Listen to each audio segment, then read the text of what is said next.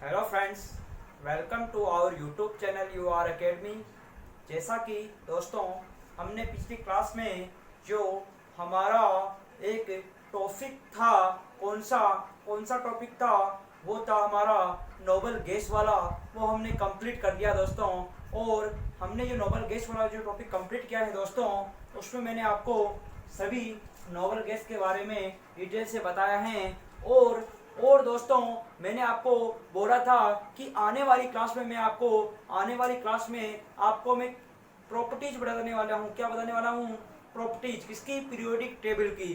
Periodic table, आवर्त सारणी के गुणधर्म पढ़ेंगे। आज हम आवर्त सारणी के गुण पढ़ेंगे, जिसमें हम क्या क्या पढ़ते हैं। हम एटॉमिक साइज के बारे में पढ़ते हैं, हम आयनन ऊर्जा के बारे में पढ़ते हैं, हम इलेक्ट्रोनेगेटिविटी, इलेक्ट्रो एफिनिटी, इनके बारे में चर्चा करेंगे आज। तो दोस्तों आइए स्टार्ट करते हैं हम पीरियोडिक प्रॉपर्टीज के बारे में। दोस्तों अगर मैं पीरियोडिक प्रॉपर्टीज की बात करूं तो पीरियोडिक प्रॉपर्टीज पढ़ाने से पहले मैं आपको इतना कहना चाहूँगा कि आप वीडियो को पॉज करके एक बार मैंने जो मॉडर्न पीरियोडिक टेबल जो पढ़ाई हैं उस वीडियो को जरूर देखें। उससे ही आपके सारे अभी के कंसेप्ट क्लियर होंगे दोस्तों। तो आइए हम स्टार्ट करते हैं पीरियोडिक प्रॉपर्टीज। क्या? Periodic properties. डाल दीजिए heading periodic properties. Periodic properties,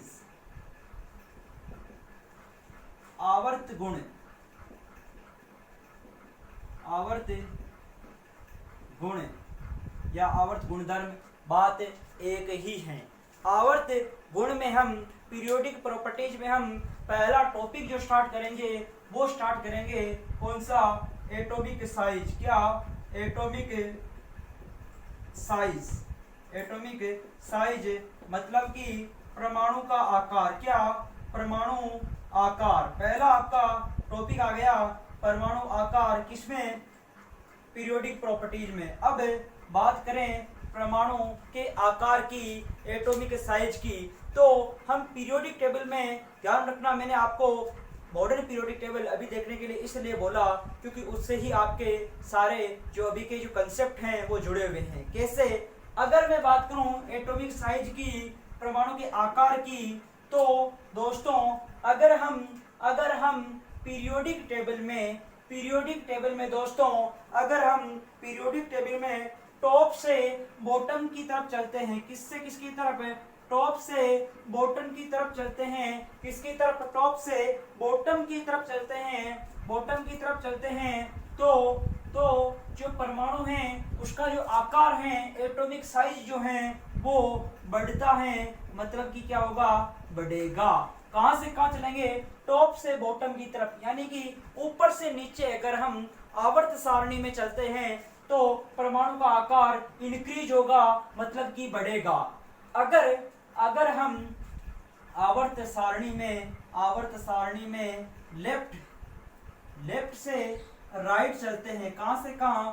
left से राइट चलते हैं, मतलब कि बाएं से दाएं चलते हैं, तो परमाणु जो है उसका जो आकार है वो घटेगा, मतलब कि डिक्रीज होगा। क्या होगा? घटेगा, मतलब डिक्रीज होगा। ये दो फंडे हैं किसके? एटॉमिक साइज के, परमाणु के आकार के। इनको याद रखना, आपके एटॉमिक साइज के क्वेश्चन जो आएंगे वो सही हो जाएंगे। लेकिन इसमें कुछ एक्सेप्शन देखने को मिल जाते हैं आपको, कुछ अपवाद। अगर मैं बात करूं दोस्तों अपवाद की, तो अपवाद नाम की कोई चीज होती ही नहीं है, लेकिन उसके कुछ रीजन हो जाते हैं अपवाद मानने के, और हम उसको अपवाद मानने लग जाते हैं। क्या रीजन है, क्या एक्सेप्शन है, वो बताऊंगा मैं आपको। एक्सेप्शन है इसका एक बहुत ही अच्छा एक्सेप्शन है, देखना मेरे दोस्तों। उसका रीजन भी बताऊंगा कि वो एक्सेप्शन क्यों है। एक्सेप्शन में यहाँ लिख रहा हूँ, एक्सेप्शन जो है, अपवाद जो है, मैं यहाँ लिख रहा हूँ कि एटॉमिक साइज जो है उसका जो हमने ये फंडा सीखा है, ये फंडा जो सीखा है, इसका अपवाद क्या है देखना।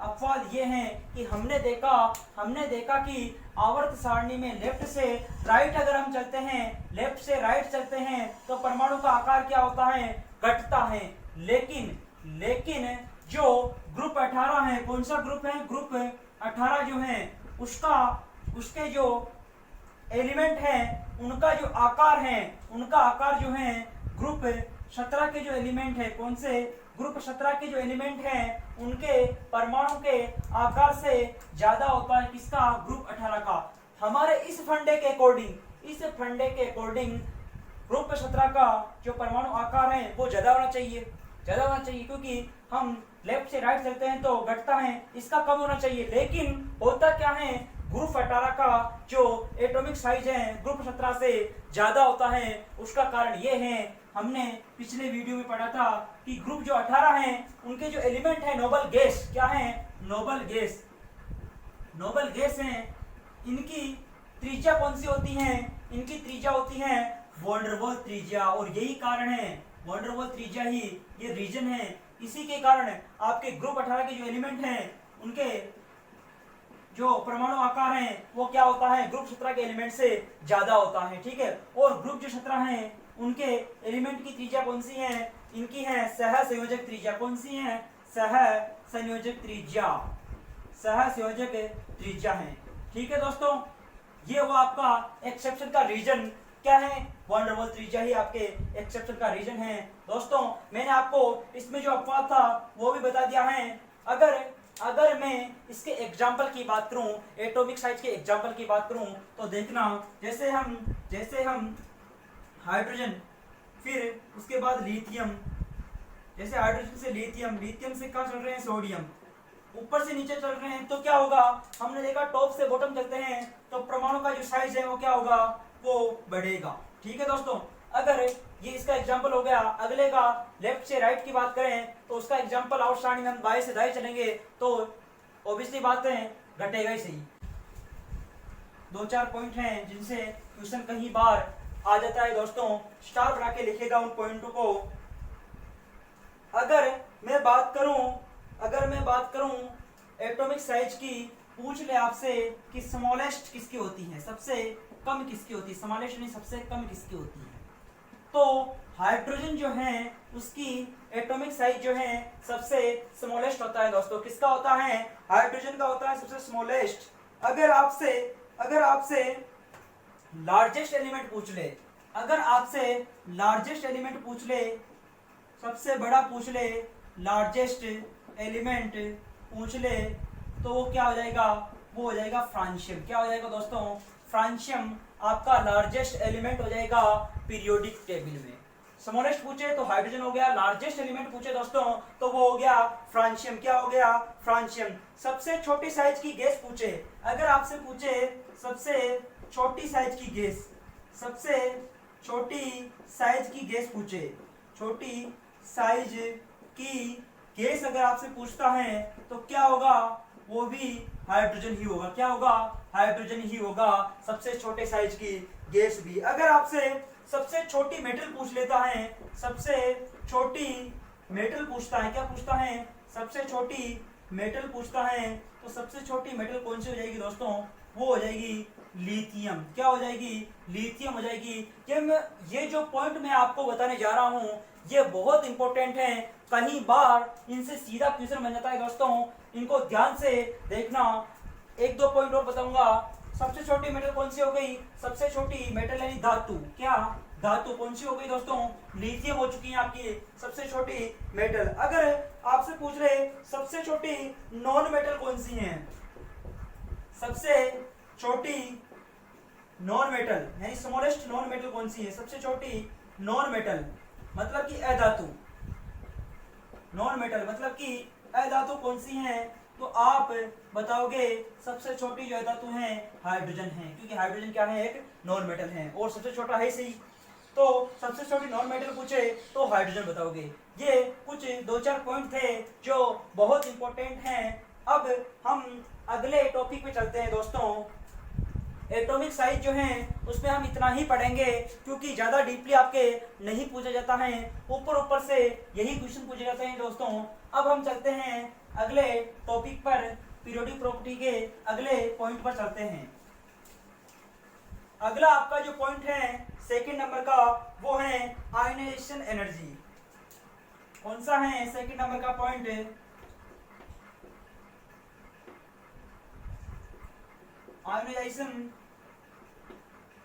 आयनाइजेशन एनर्जी, मतलब कि आयनन ऊर्जा या आयनन विभव, आयनन ऊर्जा बोल दो या फिर आयनन विभव बोल दो, ठीक है। अब इसके बारे में मैं बात करूं आयनाइजेशन एनर्जी के बारे में, तो देखना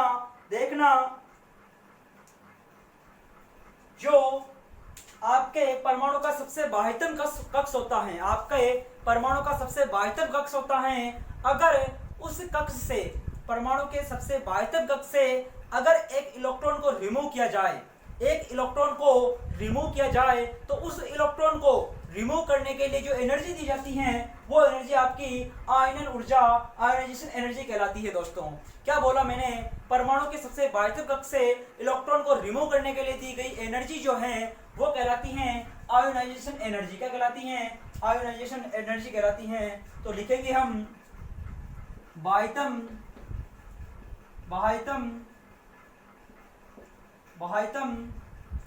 कक्ष से इलेक्ट्रॉन को रिमूव करने के लिए दी गई एनर्जी, दी गई ऊर्जा या एनर्जी, एक ही बात है, क्या कहलाती है? आयनाइजेशन एनर्जी कहलाती है, आयनन ऊर्जा कहलाती है। अब इसके कंसेप्ट में अगर मैं बात करूं तो इसका कंसेप्ट एक ही है दोस्तों, एक ही है। देखना, अगर हम टॉप से बॉटम चलते हैं, कहां से कहां चलते हैं? टॉप से अगर बॉटम चलते हैं तो आयनाइजेशन जो एनर्जी है वो घटती है, क्या होती है? घटेगी। और अगर हम पीरियोडिक टेबल में लेफ्ट से राइट चलते हैं, तो जो आयनाइजेशन एनर्जी है वो बढ़ेगी, क्या होगी? बढ़ेगी। तो हम एक कंसेप्ट बना सकते हैं इसका कि जो आपकी जो आयनाइजेशन एनर्जी जो होती है वो व्युत्क्रमानुपाती होती हैं किसके? साइज के, एटॉमिक साइज के। एटॉमिक साइज जो हमने पहला वाला टॉपिक पढ़ा है उसके व्युत्क्रमानुपाती होती हैं। कौन? Ionisation energy. क्योंकि ये टॉप से बॉटम आने पर घट रही है और लेफ्ट से राइट जाने पर बढ़ रही है आयनाइजेशन एनर्जी, तो हम कह सकते हैं कि जो आपकी आयनन ऊर्जा है वो परमाणु के आकार के व्युत्क्रमानुपाती होती हैं। ठीक है दोस्तों, ये वो आपका आयनाइजेशन एनर्जी का कंसेप्ट है। अगर आपसे आवर्त सारणी में एक दो क्वेश्चन पूछ सकता है इसके बारे में, देखना कैसे। अगर आपसे पूछ ले कि मैक्सिमम आयनाइजेशन एनर्जी किसकी है, और आपसे पूछ सकता है मिनिमम आयनाइजेशन एनर्जी किसकी है, ये दोनों क्वेश्चन आपसे पूछ सकता है। तो आप वीडियो को यहीं पॉज करके कमेंट बॉक्स में बताइए कि सबसे ज्यादा आयनाइजेशन एनर्जी किसकी होती है और सबसे कम आयनाइजेशन एनर्जी किसकी होती है। दोस्तों तो मैं बता रहा हूं आपको, जो सबसे ज्यादा आयनाइजेशन एनर्जी है, आयन ऊर्जा है, वो होती है हीलियम की। किसकी होती है? हीलियम की होती है। और सबसे कम जो आयनाइजेशन एनर्जी है वो होती है सीजियम की। किसकी होती है? सीजियम की होती है। ठीक है, ये दो क्वेश्चन आपके और हो गए। अब हम अगले टॉपिक पर चलते हैं। आपका आयनाइजेशन एनर्जी वाला जो गुण है वो कंप्लीट होता है दोस्तों। अब हम नेक्स्ट प्रॉपर्टी पे चलते हैं, पीरियोडिक टेबल की नेक्स्ट प्रॉपर्टी पर। वो है आपकी इलेक्ट्रो एफिनिटी। क्या है दोस्तों? Electron affinity. इलेक्ट्रॉन एफिनिटी मतलब कि इलेक्ट्रॉन बंधुता। क्या है दोस्तों? इलेक्ट्रॉन बंधुता। इसे हम ई से भी लिख सकते हैं। किससे? ई से। ठीक है, अगर मैं बात करूं इलेक्ट्रॉन एफिनिटी की, इलेक्ट्रॉन बंधुता की, तो क्या होती है ये क्या होती है? देखना, एक इलेक्ट्रॉन को जोड़ने के लिए दी गई एनर्जी। हमने आयनन ऊर्जा में क्या पढ़ा था? आयनन ऊर्जा में मैंने बताया आपको कि एक इलेक्ट्रॉन को बाह्यतम कक्ष से अगर रिमूव किया जाए तो उसके लिए जो एनर्जी दी जाती है वो आयनन ऊर्जा थी। लेकिन मैं आपको इलेक्ट्रॉन एफिनिटी, इलेक्ट्रॉन बंधुता में बता रहा हूं कि एक इलेक्ट्रॉन को जोड़ने के लिए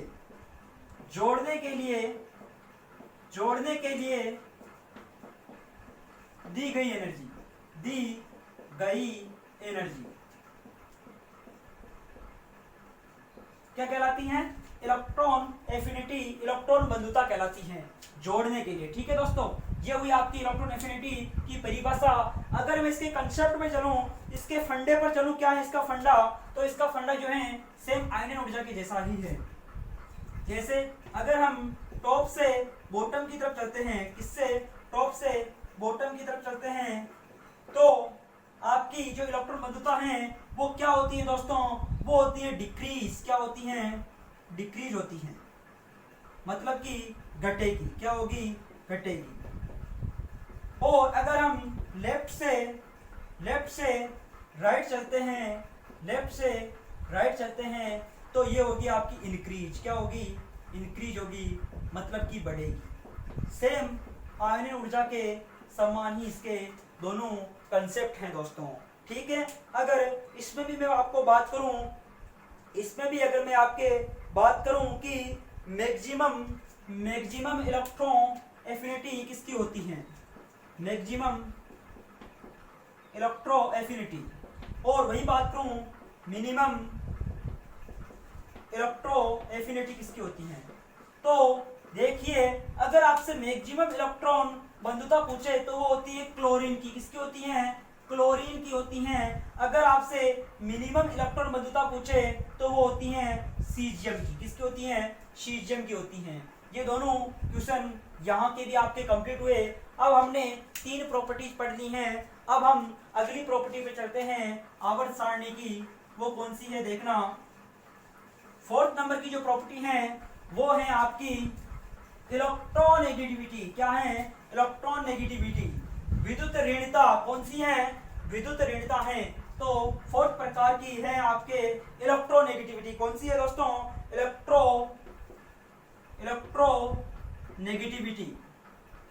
नेगेटिविटी आपकी 4th जो है वो पीरियोडिक प्रॉपर्टी है इलेक्ट्रोनेगेटिविटी, विद्युत ऋणता। क्या है? विद्युत ऋणता। और इसे किससे दर्शा सकते हैं हम? ई अंश से। किससे? ई अंश से इसे दर्शा सकते हैं अपन। ठीक है, अब अगर मैं बात करूं इलेक्ट्रोनेगेटिविटी की बात करूं तो क्या होती है इलेक्ट्रोनेगेटिविटी? देखना मेरे दोस्तों, अगर कोई 2 परमाणु साझा करते हैं, 2 परमाणु, 2 एटम, 2 एलिमेंट अगर साझा करते हैं, तो एक जो परमाणु में चाहेगा कि मैं अपने इलेक्ट्रॉन को अपनी तरफ खींच लूं, एक चाहेगा मैं खींच लूं, मतलब साझेदारी के इलेक्ट्रॉन को अपनी तरफ खींचना। साझेदारी के इलेक्ट्रॉन को अपनी तरफ खींचना ही क्या कहलाता है? इलेक्ट्रोनेगेटिविटी कहलाता है दोस्तों। साझेदारी के इलेक्ट्रॉनों को अपनी तरफ खींचना क्या कहलाता है? इलेक्ट्रोनेगेटिविटी कहलाता है। ठीक है, ये हुई इसकी परिभाषा। अब इसके कंसेप्ट पे चलते हैं। इलेक्ट्रोनेगेटिविटी का क्या कंसेप्ट है? सेम वही कंसेप्ट है जो आयनन ऊर्जा का था, जो इलेक्ट्रो एफिनिटी का था, वही कंसेप्ट। अगर हम टॉप से बॉटम चलते हैं, टॉप से अगर मैं बॉटम चलूं तो इलेक्ट्रोनेगेटिविटी क्या हो जाएगी? डिक्रीज हो जाएगी। क्या हो जाएगी? डिक्रीज हो जाएगी। अगर मैं लेफ्ट से राइट चलूं दोस्तों, तो आपकी इलेक्ट्रोनेगेटिविटी जो है वो इंक्रीज हो जाएगी, मतलब कि बढ़ जाएगी। वही कंसेप्ट है जो इलेक्ट्रो एफिनिटी का था। अगर मैं इसके मैक्सिमम और मिनिमम वैल्यू पर बात करूं तो देखना दोस्तों, जो मैक्सिमम इलेक्ट्रोनेगेटिविटी जो होती है, मैक्सिमम इलेक्ट्रोनेगेटिविटी जो होती है दोस्तों, वो किसकी होती है? और मिनिमम इलेक्ट्रोनेगेटिविटी किसकी होती है? मिनिमम इलेक्ट्रोनेगेटिविटी किसकी होती है और मैक्सिमम इलेक्ट्रोनेगेटिविटी किसकी होती है? तो अधिकतम इलेक्ट्रोनेगेटिविटी जो है वो होती है फ्लोरीन की। किसकी होती है? फ्लोरीन की होती है। और मिनिमम जो है वो होती है सीजियम की। किसकी होती है? सीजियम की ही होती है दोस्तों मिनिमम। ठीक है, मैक्सिमम किसकी हो गई? फ्लोरीन की। अब बात करें, पूछ लिया जाता है कभी कभी कि फ्लोरीन की कितनी होती है, तो 3.98 होती है फ्लोरीन की इलेक्ट्रोनेगेटिविटी और सीजियम की इलेक्ट्रोनेगेटिविटी होती है 0.79। कितनी होती है? 0.79 होती है किसकी? सीजियम की। ठीक है, ये हुआ आपका अगला गुण इलेक्ट्रोनेगेटिविटी का। किसका हो गया दोस्तों? आपका अगला गुण कंप्लीट हो चुका है इलेक्ट्रोनेगेटिविटी का। अब मैं इसके लास्ट गुण पर चलता हूं। लास्ट गुण कौन सा है देखना, इलेक्ट्रोपॉजिटिविटी। कौन सा है? इलेक्ट्रोपॉजिटिविटी। इलेक्ट्रोपॉजिटिविटी अगला गुण है इलेक्ट्रोपॉजिटिविटी। 5 प्रकार की प्रॉपर्टी है आपकी इलेक्ट्रोपॉजिटिविटी। पॉजिटिविटी आपकी लास्ट प्रकार की प्रॉपर्टी है ये इलेक्ट्रोपॉजिटिविटी, विद्युत धनात्मकता। ठीक है दोस्तों, अगर मैं बात करूं इसके बारे में तो इसमें जो फंडा है वो वापस चेंज हो जाता है। वो क्या होता है देखना, अगर आप टॉप से बॉटम चलते हो, टॉप से बॉटम चलते हो तो ये होगा आपका इंक्रीज। क्या होगा? इंक्रीज हो जाएगी ये इलेक्ट्रोपॉजिटिविटी। और अगर आप लेफ्ट से, कहां से? लेफ्ट से अगर आप राइट चलते हो, लेफ्ट से राइट चलते हो तो आपकी जो इलेक्ट्रोपॉजिटिविटी है वो क्या हो जाएगी? डिक्रीज हो जाएगी, घट जाएगी। वापस एटॉमिक साइज वाला ही कंसेप्ट आ गया है इसमें। और अगर आपसे मैक्सिमम के बारे में बात करें, मैक्सिमम दो क्वेश्चन है यहाँ। अगर आपसे मैक्सिमम स्टेबल इलेक्ट्रोपॉजिटिविटी के बारे में बात करें और आपसे बात करें मैक्सिमम, दोनों ही मैक्सिमम अनस्टेबल, क्या है? अनस्टेबल इलेक्ट्रोपॉजिटिविटी के बारे में बात करें तो क्या होगी देखना मेरे दोस्तों।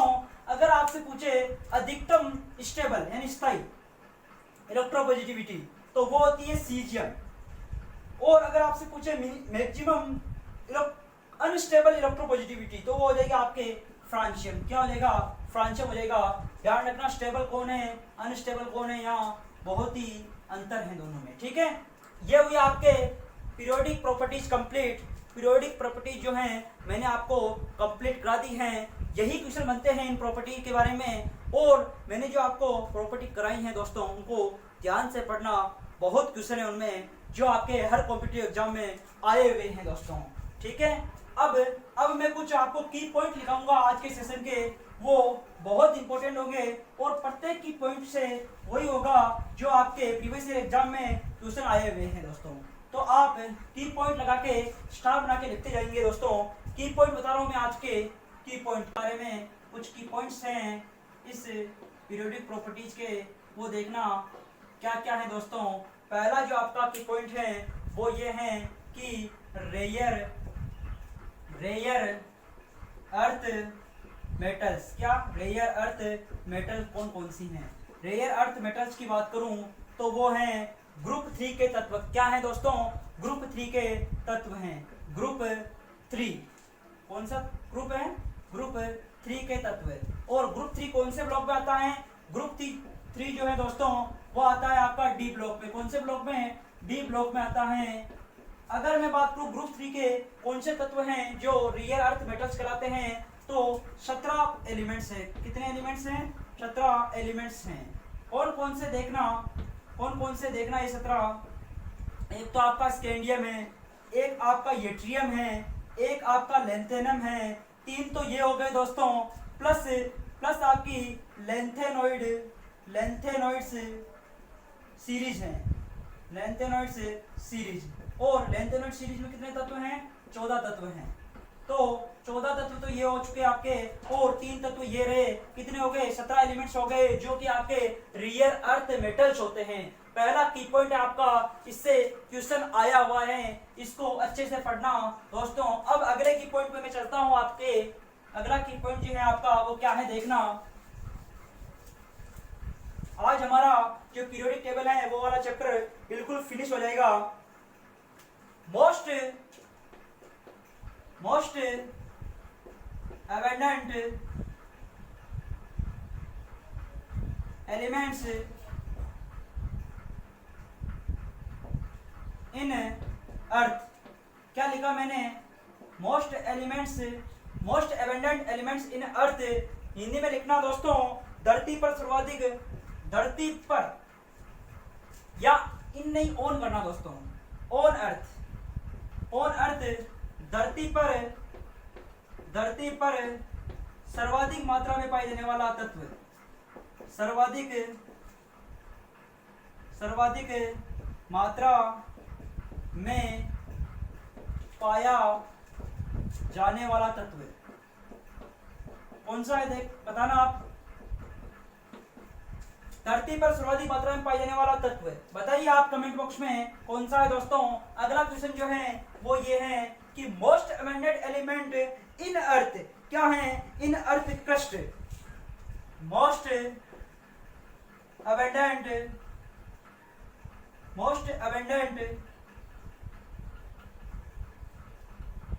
एलिमेंट इन अर्थ क्रस्ट, यानी कि भूप्रपट्टी में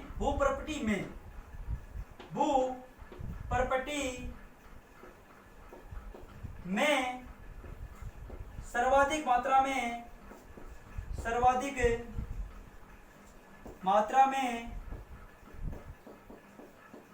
पाए जाने वाला तत्व। दोनों क्वेश्चन अलग अलग हैं दोस्तों और दोनों का आंसर भी अलग अलग है, बताइए दोनों को।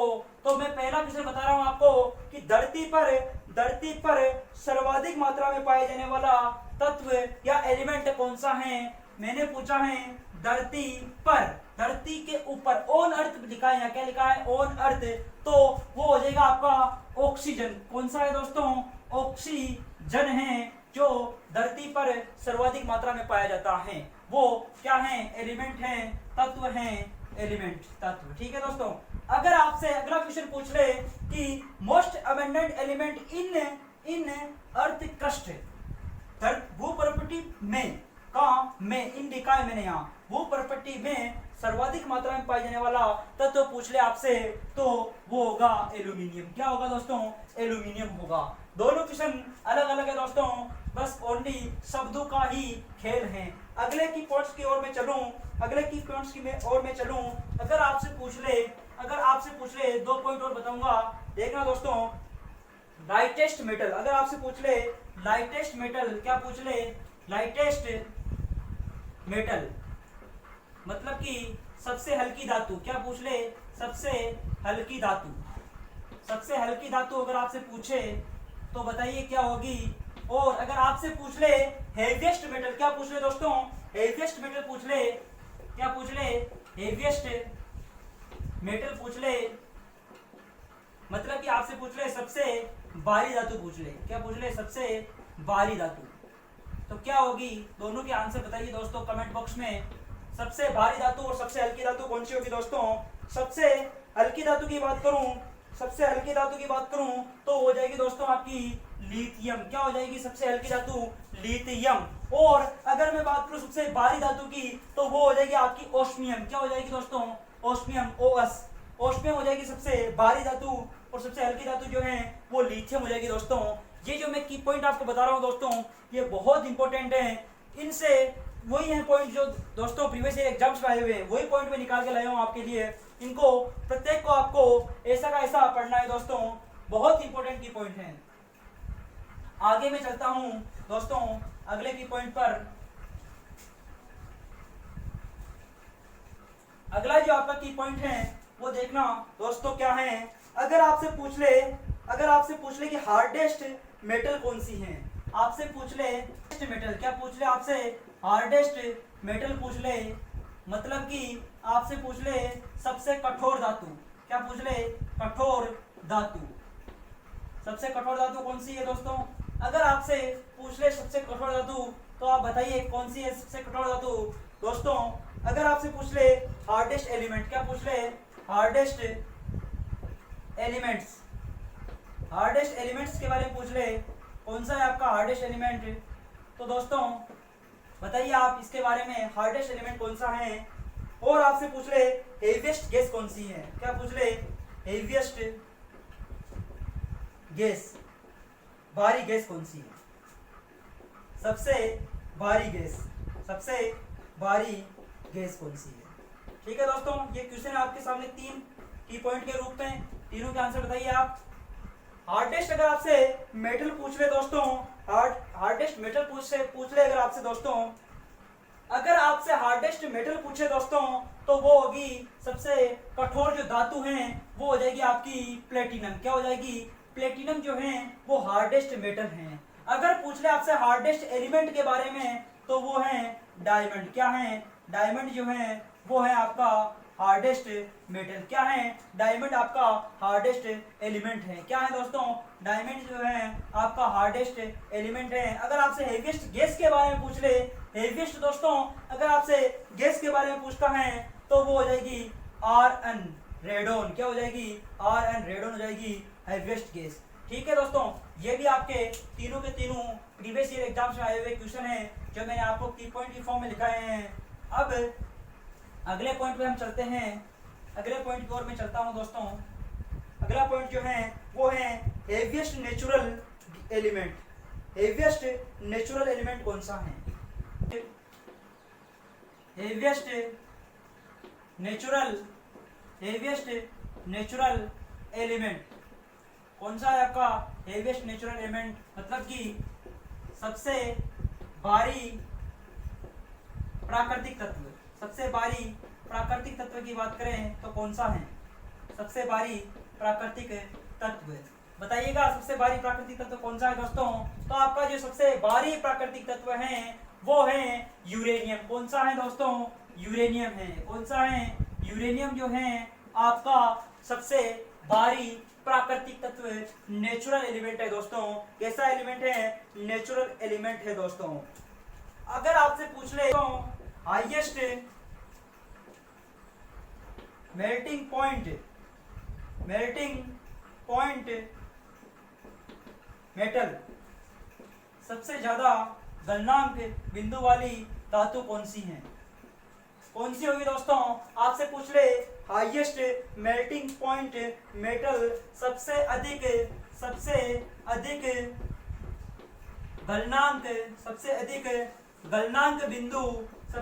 गलनांक बिंदु मेल्टिंग पॉइंट वाली धातु कौन सी है? तो आपका आंसर क्या होगा दोस्तों? आपका आंसर होगा टंगस्टन, W जिसका संकेत होता है। क्या होगा? टंगस्टन। टंगस्टन जो है वो है highest melting point metal. Highest melting point metal है दोस्तों टंगस्टन, और इसका जो मेल्टिंग पॉइंट है वो कितना होता है? वो होता है 3400 डिग्री। कितना होता है दोस्तों? 3400 डिग्री सेंटीग्रेड जो है इसका क्या होता है? मेल्टिंग पॉइंट होता है टंगस्टन का। ये हाईएस्ट मेल्टिंग पॉइंट मेटल है टंगस्टन। ठीक है दोस्तों, ये भी आपके पूरे की पॉइंट जो कि पीरियोडिक टेबल में बार बार पूछे जाते हैं दोस्तों, बहुत इंपॉर्टेंट की पॉइंट है दोस्तों। अब जो हम नए सेशन में नया चैप्टर स्टार्ट करेंगे दोस्तों, आज के लिए इतना ही। आपका पीरियोडिक टेबल वाला जो चैप्टर है दोस्तों वो फिनिश हो चुका है। अब हम अगले सेशन में अगला चैप्टर लेके आएंगे दोस्तों। आज के लिए इतना ही। अगर आपको वीडियो पसंद आया है तो इसे लाइक करें, वीडियो को दोस्तों अधिक से अधिक शेयर करो और कमेंट जरूर करें दोस्तों कि आपको वीडियो कैसा लगा, और चैनल को सब्सक्राइब भी करें दोस्तों। और हम मिलेंगे अब अगले सेशन में अगले चैप्टर के साथ। Okay, thank you so much.